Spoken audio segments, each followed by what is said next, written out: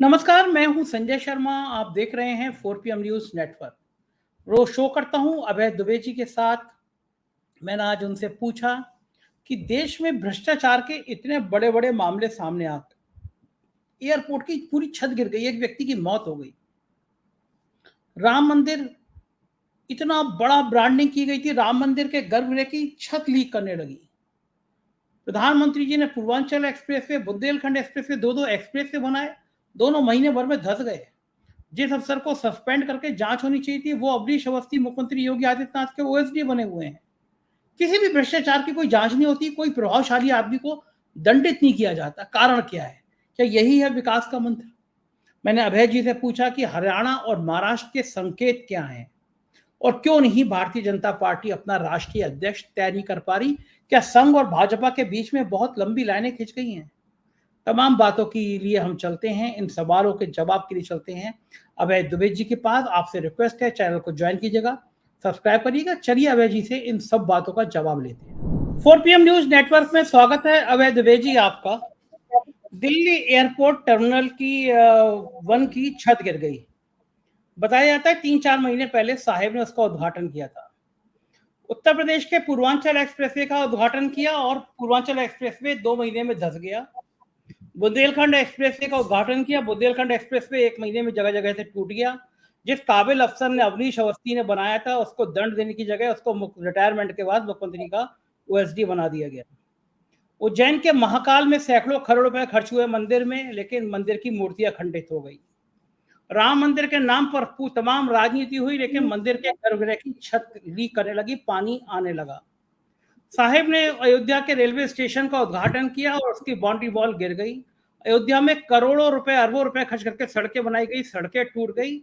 और दिल्ली की एक सोने की सड़क द्वारका तो आपके सामने ही है, कैग ने जिसका उदाहरण दिया था अपनी रिपोर्ट में। एक के बाद एक ये सारी घटनाएं मैंने आपके सामने रखी। ये घटनाएं क्या कहलाती हैं? क्या ये विकास है? क्या देश का जो विकास मॉडल की बात की जाती है वो विकास मॉडल है? टीवी चैनल गोदी मीडिया कह रहा है इन मुद्दों पर, टर्मिनल के गिरने पर सियासत तेज हो गई है। यानी अगर विपक्ष का नेता कोई सवाल उठा रहा है तो गोदी मीडिया को उसमें सियासत नजर आ रही है। कोई गोदी मीडिया सवाल नहीं कर रहा कि साहब ने आनंद फानंद में चुनाव से पहले आधे अधूरे एयरपोर्टों का जो उद्घाटन किया, उसकी जल्दी क्या थी? इन तमाम बातों पे कोई सवाल नहीं उठा रहा। लेकिन बड़ी खराब बात है, दिल्ली में एक मासूम ड्राइवर की मौत भी हो गई। क्या कहना है आपका इस पर? संजय जी, पहले तो मेरा आपसे अनुरोध यह है कि गोदी मीडिया क्या कहता है, हम लोगों को इसके बारे में चर्चा करनी बंद कर देनी चाहिए, क्योंकि आमतौर पर लोगों ने आम दर्शकों ने भी गोदी मीडिया को गंभीरता से लेने से इनकार छोड़ दिया है। क्योंकि जब से लोकसभा चुनाव के नतीजे आए हैं, जिस तरह से उन लोगों ने अपने यहाँ वो कराए, एग्जिट पोल कराए, और फिर उन्हीं के मंचों पर खड़े होकर ये कहा गया कि जो एग्जिट पोल को नहीं मान रहे हैं, दरअसल वो तो जो सर्वेक्षण की प्रौद्योगिकी है उसी के ऊपर विश्वास नहीं कर रहे हैं। हम विधानसभा चुनावों में जब बीजेपी हारती है तो हम उसकी भी तो भविष्यवाणी करते हैं कि भाजपा हार रही है। अब लोकसभा में भारतीय जनता पार्टी जीतने वाली है, उसे 300 ज्यादा सीटें मिलने वाली हैं। अब ये बात इन लोगों को बुरी लग रही है। ये सब चीजें गोदी मीडिया के मंच से प्रसारित होती थी, वो सब चीजें गलत साबित हो गई। कम से कम 2024 के लोकसभा चुनाव ने साबित कर दिया है कि गोदी मीडिया के पूरे स्ट्रक्चर में एक बहुत ही संगीन नुक्स है, काफी गड़बड़ी है। उनके मालिकों को और उन पत्रकारों को जो कि गंभीर हैं, उन चैनलों में भी कुछ गंभीर पत्रकार हैं, उनको चाहिए कि मिलकर इन चैनलों की पहले हुलिया दुरुस्त करें, तब धीरे धीरे जनता में उनके ऊपर भरोसा उठेगा। अब जो लोग जो टर्मिनल गिर गया है, पुल गिर गया है, सड़कें टूट गई हैं, राम मंदिर के गर्भगृह से पानी गिर रहा है, अभी आपने उसका तो जिक्र किया ही नहीं कि ये जो दिल्ली में आपके प्रगति मैदान वाली जो टनल है, जो पुराना किला रोड से उसको पूरा जोड़ती है, बहुत बड़ी टनल, उसका भी प्रधानमंत्री ने उद्घाटन किया था। आज तक पहले दिन से इस टनल में नुक्स है, उसमें पानी भर जाता है। इस वक्त दिल्ली में इतनी बारिश हुई है, पूरी टनल पूरी तरीके से फ्लडेड है, उसके अंदर पानी भरा हुआ है, कोई उसमें से निकल बैठ नहीं सकता। तो ये जो पूरा का पूरा ये जो अर्बन इंफ्रास्ट्रक्चर और रिलीजियस इंफ्रास्ट्रक्चर, यानी शहरी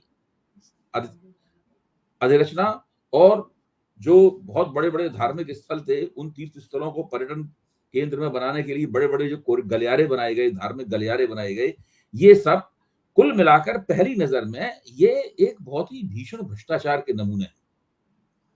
अच्छा, अब सरकार उनकी है जिनके नेतृत्व में, जिनकी देखरेख में ये सारा भ्रष्टाचार हुआ। ठेके उठाए गए, बड़ी-बड़ी कंपनियों को ठेके दिए गए। आज रवीश कुमार ने अपने ट्वीट में ये एक अवलोकन किया है कि जिसका ये ठेका होगा टर्मिनल का, वो इस वक्त विदेश में मौज कर रहा होगा। तो ये जो स्थिति है, इस एक बहुत बड़ी समस्या है, एक विकराल समस्या है। और अभी आप देखिए, अभी भी इस सरकार का 1 महीना पूरा नहीं हुआ है। हम लोग रोज इस बात पे चर्चा करते हैं कि अभी 9 जुलाई नहीं हुई है, 8 या 9 जुलाई को इस सरकार का 1 महीना पूरा होगा। 1 महीना पूरे होते-होते इस सरकार की कितनी पोलें खुल रही हैं। काफ़ी भीषण और भयानक। मैंने कभी भी किसी भी सरकार के परतें उधड़ते हुए, उसकी सीवनें खुलते हुए कभी भी इतनी जल्दी, इतनी रफ्तार से नहीं देखा। पिछले 10 साल का जो संचित पिछले 10 साल के जो संचित कुकर्म है, वो सारे के सारे इनके सामने आ रहे हैं। इनके समर्थक पत्रकार जो राष्ट्रीय स्वयं संबंध रखते हैं, वो अखबारों में लिख रहे हैं कि चुनाव नतीजों से काफ़ी निराशा है और निराशा की वजह लोग इस सरकार के कामों में देख रहे हैं। इस सरकार की उपलब्धियों को नजरअंदाज किया जा रहा है। इस सरकार ने 10 साल में बहुत उपलब्धियां की हैं, उनके ऊपर भी ध्यान दिया जाना चाहिए। इस प्रकार की बातें अखबारों में लिखी जाने लगी हैं। ये सारी की सारी बचाव की और लीपापोती की एक कार्रवाई है। अब समस्या यह है कि जनता में कितनी बेतहाशा नाराजगी थी। केवल मोदी जी के तीसरी बार शपथ दिलाने से नाराजगी दूर होने वाली नहीं है। अगर वास्तव में मोदी जी को वो नाराजगी दूर करनी है, तो इन्हें अपनी सरकार के पहले 6 महीने में बहुत ही बेहतरीन सुशासन पेश करके नाराजगी दूर करनी चाहिए। ऐसा करने का इनका कोई इरादा नहीं है। अगर ऐसा करने का इनका इरादा होता, तो ये अपने मंत्री जो इन सब चीजों के इंचार्ज रहे हैं, और जो लोग, जो तमाम सड़कें टूट रही हैं, पुल टूट रहे हैं, टर्मिनल टूट रहा है, मंदिर का गर्भगृह टपक रहा है, ये एक बहुत बड़ा नेशनल स्कैंडल है भाई। ये एक बहुत ही विशालकाय राष्ट्रीय घोटाला है। एक ऐसा घोटाला है जो बिखरा हुआ है। इस सबको मिला दीजिए तो एक बड़ी विकराल चीज पैदा होती है। इसका मतलब ये है कि मोदी सरकार में पिछले 10 साल में, और खास तौर से जो दूसरे 5 साल थे, मैं दूसरे 5 साल पे खास तौर से गौर करना चाहूंगा, आपका ध्यान दिलाना चाहूंगा, उसके अंदर बड़ा जबरदस्त भ्रष्टाचार हुआ है। देखिए, इस करना क्या चाहिए, पहले तो विपक्ष को इस भ्रष्टाचार के खिलाफ संसद में आवाज उठानी चाहिए, सड़कों पर आंदोलन करना चाहिए। और मुझे पता है कि सरकार फिर भी नहीं मानेगी। ऐसा करने के बावजूद भी सरकार कोई ध्यान नहीं देगी। उसके बाद विपक्ष को अपनी तरफ से जनता का एक आयोग स्थापित कर देना चाहिए इन भ्रष्टाचारों की जांच के लिए, और एक अवकाश प्राप्त सुप्रीम कोर्ट के न्यायाधीश को उसका अध्यक्ष बना देना चाहिए, और करना चाहिए ये आयोग अपनी तरफ से लोगों को नोटिस भेजेगा, कहेगा कि भाई आइए, आप गवाही दीजिए कौन क्या है, और वो लोग मना करेंगे, हम नहीं आएंगे क्योंकि वो सरकारी आयोग नहीं है, तब उससे भी खबर बनेगी। ये एक बहुत विपक्ष चाहिए कि अपनी तरफ से एक आयोग बना दे जांच के लिए, और उसमें 5-6 इस तरह के भ्रष्टाचार के बहुत बड़े बड़े मामले जो हैं, इसमें सबसे ऊपर राम मंदिर हो, फ्री टर्मिनल हो जाए, फिर जबलपुर की घटना, ये सब चीजें आ जाए लाइन से, और इसकी जांच पड़ताल सार्वजनिक रूप से शुरू हो जाए। आयोग की सुनवाई सार्वजनिक होगी, सब पत्रकारों के लिए खुली रहेगी। आप देखिए कितना शानदार नजारा बनेगा। हाँ, लेकिन लगता है कि जनता के अंदर कोई रिएक्शन नहीं होगा। एक के बाद एक सरकार, मैं आपसे लगातार जो आप बात कर रहे हैं, मैं वही कह रहा हूँ, जिस दिन से शपथ लिए कोई दिन खाली नहीं गया है कि जब अशुभ समाचार ना आए हो। शपथ ले रहे थे, उधर तीर्थयात्रियों की बस पे हमला हो गया, तब से रोज कोई ना कोई एक हादसा हो रहा है जब से सरकार बनी है। सरकार के कानों पे कोई जू रेंगती हुई नजर आ रही है आपको क्या, या फिर सरकार को लगता है कि अब तो चुनाव है नहीं, जो हो रहा है होने दीजिए, हम जवाब देंगे ही नहीं? देखिए, जू रहेंगे कि भी नहीं संजय जी, मैं ये कह रहा हूँ, जनता सब चीजों को देख रही है। जनता में जिनके खिलाफ जो असंतोष था, वो असंतोष पहले के मुकाबले पिछले 15-20 दिन में और बढ़ चुका है। असंतोष नापने का कोई बैरोमीटर नहीं होता है हमारे पास, इस बैरोमीटर से हम नाप लें कि पहले संतोष इतना था, अब ये बढ़ गया, लेकिन मेरा आकलन कहता है कि यह असंतोष पहले से ज्यादा बढ़ चुका है। सवाल यह है कि इस संतोष को सरकार के खिलाफ एक भीषण और भयानक आंधी, एक एंटी इनकम्बेंसी के रूप में कैसे तब्दील किया जाए। उसके लिए जरूरी है कि विपक्ष कुछ नए नए तरीके अख्तियार करे। मेरा सुझाव यह है कि सरकार इनकी जांच नहीं कराएगी, इन घटनाओं की विभागीय जांच होगी, उन पे विभागीय जांच हो सकती होगी थोड़ा बहुत है, लेकिन उसके ऊपर लीपापोती के लिए की जाएगी। वो सब लोगों ने इसके अंदर माल खाया है और भाजपा के कोष में भी तमाम पैसा वैसा गया होगा, मुझे पक्का यकीन है। तो ऐसी स्थिति में विपक्ष ऐसा क्या कर सकता है इससे पूरे देश का ध्यान इस तरफ आकर्षित हो। मेरा एक सुझाव है जो मैंने अभी आपके सामने दिया, विपक्ष अपनी तरफ से गैर सरकारी जांच आयोग गठित करे। इंडिया गठबंधन अपनी तरफ से एक गैर सरकारी जांच आयोग गठित करे और एक ईमानदार, कर्तव्यनिष्ठ, अवकाश प्राप्त सुप्रीम कोर्ट के न्यायाधीश को उसका चेयरमैन बना दे और वो सार्वजनिक सुनवाई शुरू कर दे इस सवाल के ऊपर। मंत्री को नोटिस जाए, उसके विभाग के सचिव को नोटिस जाए और वेबसाइट पे जाने से पता लग जाएगा ठेका किसको दिया गया है, ठेकेदार को नोटिस जाए। वो लोग आएंगे नहीं, वो लोग कहेंगे हम इस नोटिस का पालन क्यों करें, हम तो नोटिस का पालन करने के लिए मजबूर नहीं है क्योंकि तो सरकारी नोटिस है नहीं। तो उनकी अनुपस्थिति में उनके खिलाफ सुनवाई हो। इससे क्या होगा, इससे लगातार मीडिया अटेंशन जाएगा उसकी तरफ और जनता के बीच में ये चीज जीवित रहेगी और इससे बहुत बड़ा डिस्कोर्स बनेगा कि भाई ये सरकार भ्रष्ट है, ये सरकार भ्रष्ट है, इसने भ्रष्टाचार के इतने काम किए, ये जांच नहीं कर रही है। विपक्ष के संसद में मांग किया है, सड़क पे आके मांग की, फिर भी जांच नहीं कर रही है। तो हम एक गैर सरकारी आयोग बना रहे हैं, गैर सरकारी आयोग सुनवाई करेगा। ये एक नए तरह का काम होगा। अगर मान ली ये तरीका पसंद नहीं तो कोई और तरीका खोज लो। मैं ये नहीं कह रहा हूँ कि आप इसी तरीके को स्वीकार करें, मैं तो ये कह रहा हूँ एक नए तरीके का कदम होगा। इससे पूरे देश में लगातार इसके ऊपर चर्चा होती रहेगी, वरना घटना हो गई 15-20 दिन के बाद लोग उसको भूल जाएंगे। और यही सरकार का हथकंडा यही होता है कि 15-20 दिन के अंदर कोई और घटना होगी, लोग उसके बारे में चर्चा करने लगेंगे। लेकिन एक आयोग इस तरह की 5-7 बड़ी घटनाओं की ऊपर सुनवाई शुरू कर दे और अगर विपक्ष की मांग पर सरकार आयोग बना देती, सुनवाई करती है, तो उसका भी स्वागत है। बिल्कुल सही बात है। और इधर सुनवाई के नाम पर तो याद आया कि आज जो हाउस में राहुल गांधी ने इतना कहा कि नीट के मसले पे चर्चा कर लीजिए, लाखों बच्चों का, करोड़ों परिवार का भविष्य दांव में लगा हुआ है। लेकिन आरोप है आज भी राहुल गांधी का माइक बंद कर दिया गया। कल जिस तरह दीपेंद्र हुड्डा के संग व्यवहार किया स्पीकर ने, जिस तरह डांटा, बिरला साहब तो खुद 50,000 के आसपास वोटों से जीते आए हैं और दीपेंद्र हुड्डा कितनी बार के सांसद हैं, उनसे कम जो सीनियर जूनियर नहीं है वो, लेकिन तब भी ऐसा बिहेवियर था जैसे मान लो किसी अपने चपरासी को डांट रहे हो। ये जो ओम बिरला का बिहेवियर है, राज्यसभा में उपराष्ट्रपति ने मल्लिकार्जुन खड़गे का माइक बंद करवा दिया। लोकसभा में ओम बिरला ने, लोकसभा अध्यक्ष ने राहुल गांधी का माइक बंद कर दिया। अब स्थिति क्या है कि इनकी शैली वही पिछली वाली शैली में ही काम कर रहे हैं, ये नई शैली में काम नहीं कर पा रहे हैं। लेकिन बाहर बिल्कुल विमर्श बदल गया है। अखबारों में अब उस तरह के लेख नहीं छप रहे इस तरह के पहले छपते थे। अगर आप उनकी तरफ ध्यान दें तो वो लेख ये नसीहत देने वाले हैं कि विपक्ष पहले से ज्यादा ऊर्जस्वित है, पहले से ज्यादा शक्तिशाली है। ओम बिरला को चुन लिया गया है फिर से लोकसभा अध्यक्ष, लेकिन ओम बिरला पिछली वाली शैली में अपना काम नहीं कर सकते। दीपेंद्र हुड्डा के साथ युवा उसके ऊपर भी लगातार जारी है। देखिए अब बिल्कुल राजनीति का खेल बदल गया है। ये लोग अगर पुराने तरीके से काम करेंगे तो इनके खिलाफ नाराजगी लगातार बढ़ती चली जाएगी। और मेरा मानना है कि अभी 1 महीना नहीं हुआ है, इनके खिलाफ नाराजगी बढ़ चुकी है। इन सब चीजों का मुकाबला करने के लिए विपक्ष को बुलंद आवाज में अपनी बात तो कहनी ही चाहिए। मैं ये कहता हूं कि नए नए तरीके खोजने चाहिए। ये जो मैंने गैर सरकारी आयोग को सुझाव दिया इसलिए नहीं दिया है कि मेरी बात मान ली जाए। मेरा कहना है कि ये सुझाव केवल ये प्रेरणा देने के लिए किया है कि कुछ सरकार के इन हरकतों का मुकाबला करने के लिए और जनता का ध्यान इस तरफ आकृष्ट करने के लिए विपक्ष को कुछ इनोवेशन करना चाहिए, कुछ नवाचार करना चाहिए, कुछ नए तरीके खोज निकालने चाहिए, जिससे ये सरकार पूरी तरीके से कटघरे में खड़ी हुई दिखाई पड़े।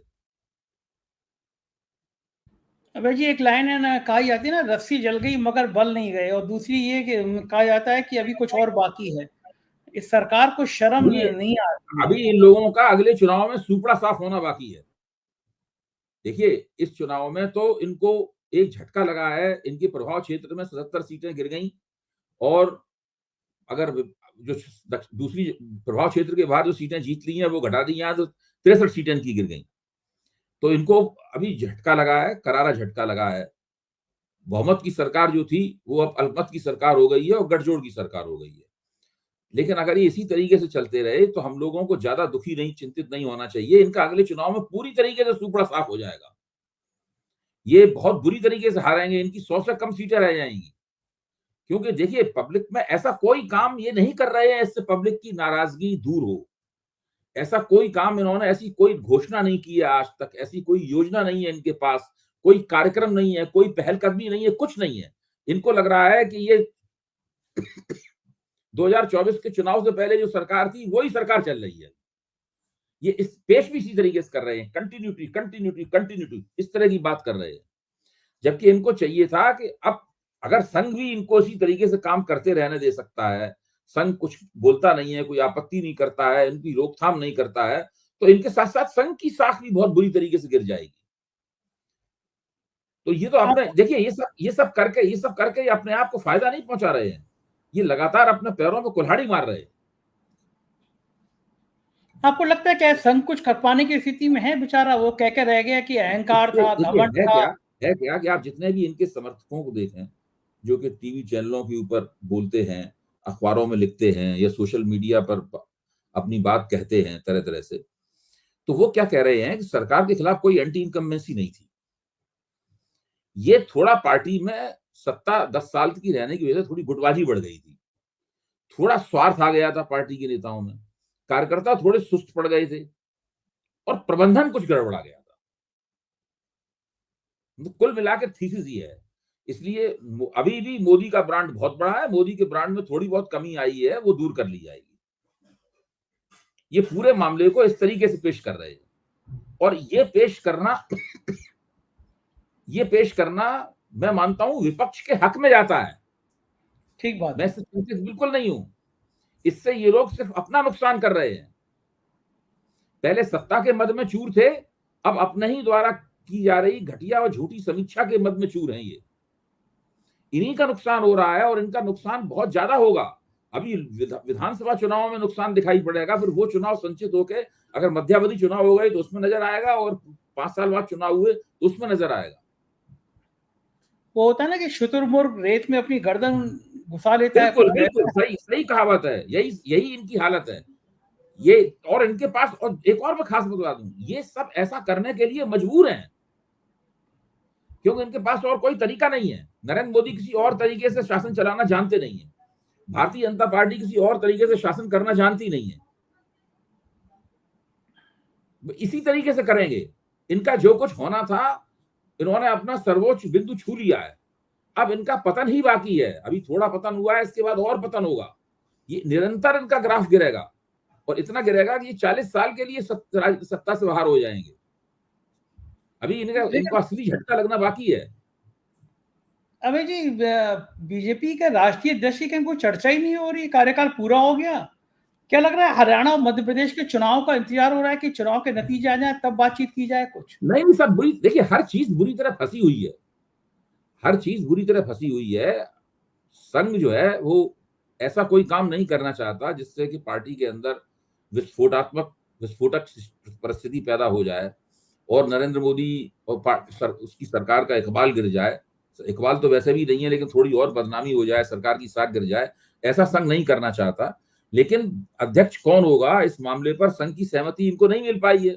अगर संघ की सहमति मिल जाती तो अध्यक्ष बन जाता अभी तक पार्टी का।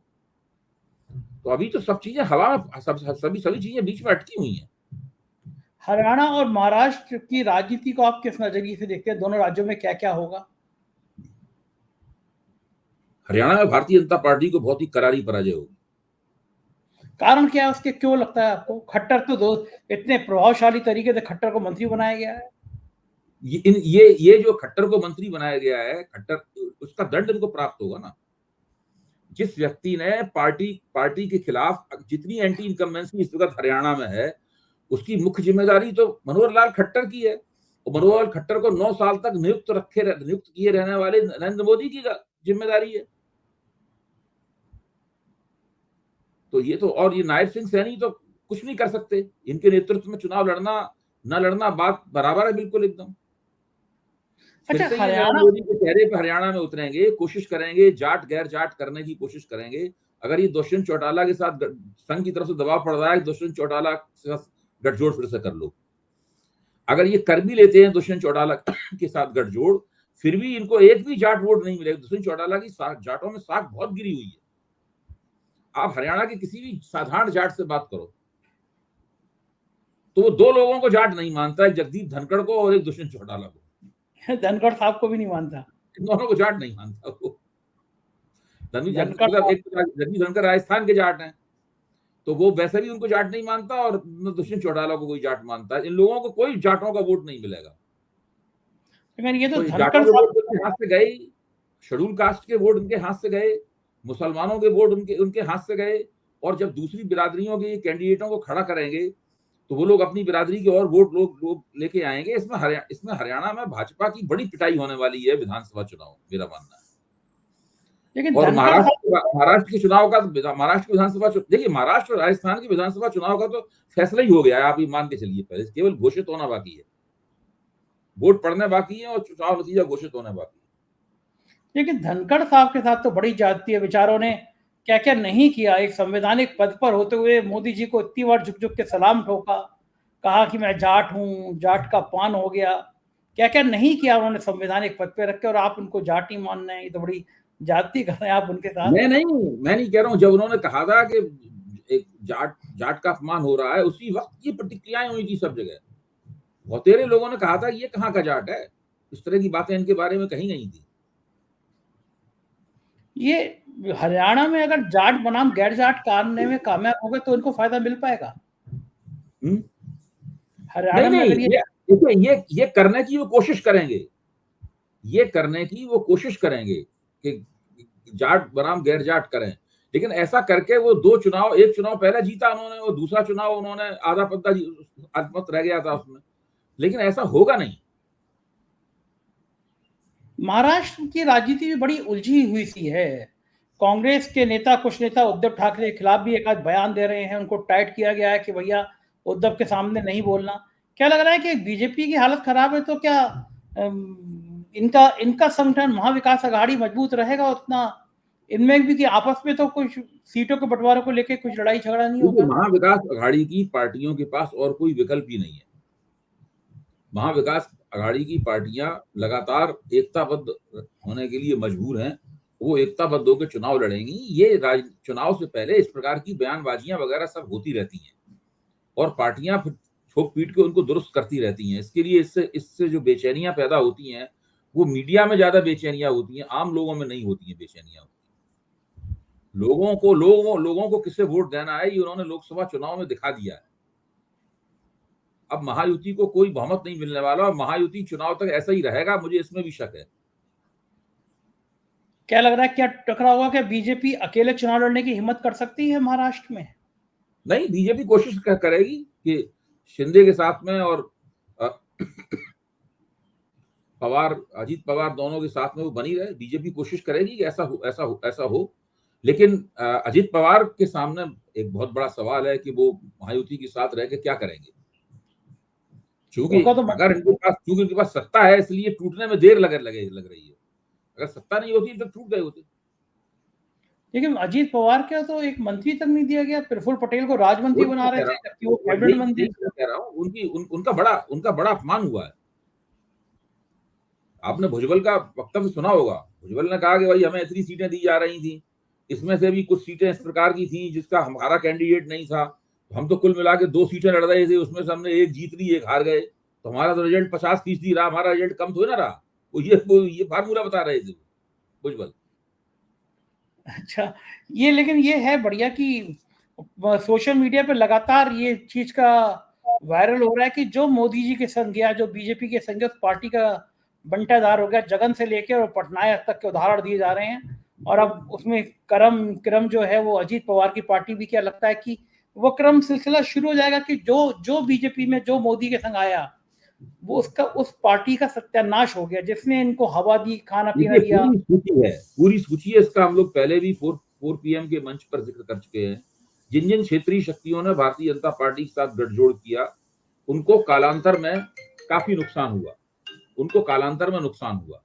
और जहां तक अजित पवार और श्रीकांत शिंदे का सवाल है, ये दोनों तो पार्टियां ही भाजपा की बनाई हुई हैं। आप इनको क्षेत्रीय शक्ति मत मानिए, ये क्षेत्रीय शक्तियों को तोड़कर भारतीय जनता पार्टी की राजनीति का समर्थन करने के लिए, उसे मजबूत करने के लिए बनाई गई पार्टियां हैं। इन पार्टियों का जीवन बड़ा अल्पकालीन है। मैं अभी से भविष्यवाणी कर सकता हूं कि ये पार्टियां देर सवेर खत्म हो जाएंगी। इन पार्टियों का अभी विधानसभा चुनाव के बाद उन नतीजों के परिणाम स्वरूप भी इन पार्टियों के रहने या न रहने का फैसला होगा। तो ये इन पार्टियों का जीवन तो बहुत छोटा है। इनमें से बहुत सारे लोग या तो शरद पवार की पार्टी में चले जाएंगे, या बहुत सारे लोग जो हैं वो उद्धव ठाकरे की पार्टी में चले जाएंगे। अंततः भारतीय जनता पार्टी को महाराष्ट्र में अकेले ही रह जाना है। कल उद्धव ठाकरे ने बयान दिया ना कि भाजपा के प्रति मन में कुछ भी नहीं बचा। उद्धव ठाकरे ने बयान दिया है कि अब भारतीय जनता पार्टी के प्रति मन में कुछ भी नहीं बचा। अब ऐसी बात कोई जब व्यक्ति कहता है तो समझ लीजिए कितना आहत बैठा होगा वो। आहत करने वाली बात भी थी उनके लिए। पूरा उनकी पार्टी को तोड़ दिया गया, उनके लिए क्या क्या अपमानजनक बातें नहीं की गई। लेकिन इस तरह के काम करके कुछ फौरी फायदे मिल जाते हैं। जैसे भाजपा ने अपनी सरकार बना ली उद्धव ठाकरे की सरकार को तोड़कर, लेकिन आप देखिए तब से लगातार भारतीय जनता पार्टी का जो महाराष्ट्र की राजनीति में एक स्वतंत्र उभार हो रहा था। अगर ये विपक्ष में बने रहते और उद्धव ठाकरे की सरकार चलती रहती, तब ये ज्यादा बेहतर स्थिति में होते। ये उन्होंने तोड़फोड़ की ना कि उद्धव ठाकरे की शिवसेना तोड़ दी जाए, फिर एनसीपी तोड़ दी जाए और सरकार बना ली जाए। इससे उनको कुल मिलाकर एक ऐसा नुकसान हुआ है जिसमें एक फौरी फायदा हुआ है, सरकार बन गई है, लेकिन दूरगामी दृष्टि से भारतीय जनता पार्टी का ग्राफ और उनकी संभावनाएं दोनों को नुकसान हुआ है। ये बात बीजेपी को हालांकि समझ में नहीं आती और पास ही है, लेकिन आदमी अपने ही जाल में फंसा होता है। अपनी तरह की राजनीति करने, एक खास तरह की राजनीति करने पे आप काफी आगे निकल जाते हैं तो आपके लिए लौटना नामुमकिन होता है। जैसे नरेंद्र मोदी ने जो राजनीति का एक पूरा शैली बना ली है कि हम इसको फ्री अनाज दे देंगे, वहां फ्री सिलेंडर दे देंगे, वहां हम इतने डायरेक्ट ट्रांसफर कर देंगे, ये कर देंगे, ये सब हमारे लाभार्थी हैं। मंच पर खड़े होकर चिल्ला कहेंगे कि लाभार्थियों की अलग जाति होती है। अब बाद में पता चल रहा है कि लाभार्थी तो हैं, ये सही बात है, लाभार्थियों के वोट तो मिल नहीं रहे हैं। और ये प्रक्रिया 2022 के उत्तर प्रदेश विधानसभा चुनाव से शुरू हो गई थी। खुद भाजपा ने माना था कि लाभार्थियों ने हमें उतने वोट नहीं दिए जितनी की हमें उम्मीद थी। मुंह जबानी हमारी तारीफें की गई हमारी सरकार की, लेकिन वोट नहीं मिले। फिर भी इन्होंने लाभार्थियों पर भरोसा किया। वो तो भाजपा के तमाम लोग कहते थे कि हमारे इतने लाभार्थी हैं, हम लोकसभा चुनाव हार ही नहीं सकते। सब सामने आ गया। लोग तो ये भी कहते थे कि लोग तो ये भी कहते हैं विपक्ष के पास राम मंदिर बनाया वो चुनाव नहीं हार सकता, जिसने इतने लाभार्थी बनाए वो चुनाव नहीं हार सकते। इसके पास नरेंद्र मोदी ऐसा इतना बड़ा नेता हो, इसकी 65% 70% लोकप्रियता की रेटिंग है, वो कैसे चुनाव हार सकता है। इसके पास राष्ट्रीय स्वयंसेवक संघ के कार्यकर्ता हैं, पन्ना प्रमुख है, अमित शाह ऐसा रणनीतिकार है, वो क्यों नहीं चुनाव हार सकता। यही सब बातें तो की जाती थी, यही बातें की जाती थी। नतीजा बिल्कुल उल्टा हुआ। बहुत बहुत शुक्रिया अभय जी, हमसे इतनी सारी बातें करने के लिए आभार। ये थे अभय दुबे जी, आपने सुना। मुझे यकीन है आपको चर्चा पसंद आई होगी। अपनी राय से जरूर अवगत कराइएगा। चैनल को ज्वाइन कीजिएगा, सब्सक्राइब करिएगा। शुक्रिया, थैंक यू।